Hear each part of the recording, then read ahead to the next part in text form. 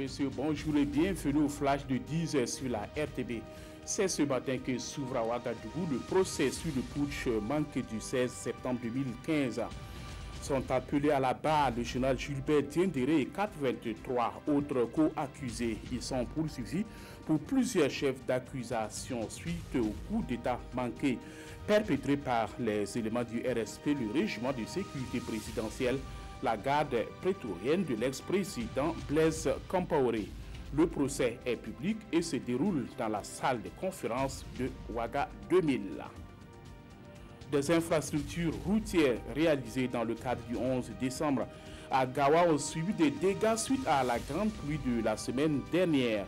Hier, 26 février, le ministre des Infrastructures est allé constater l'ampleur de la situation.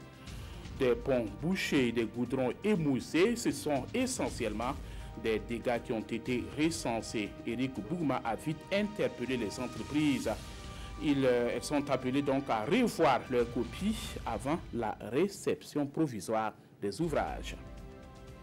L'ONG Voix des femmes a organisé hier, 26 février 2018, un atelier d'information et de plaidoyer sur les mutilations génitales féminines à l'intention des forces de défense et de sécurité du Burkina. L'objectif est de permettre à ces groupes cibles d'être mieux outillés afin de pouvoir assurer le respect de la loi sur la résolution des Nations Unies de 2012 qui interdit la pratique des mutilations génitales féminines. En Syrie, la population de la Ghouta orientale attend la trêve humanitaire organisée par Moscou. Un premier répit de 5 heures après une semaine de déchaînement meurtrier est observé.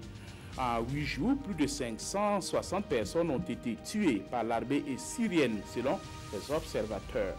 Pour l'ONU, 5 heures de trêve, c'est mieux que rien, mais elle continue de réclamer un mois de trêve continue. Selon Washington, seule la Russie a une influence nécessaire pour y parvenir.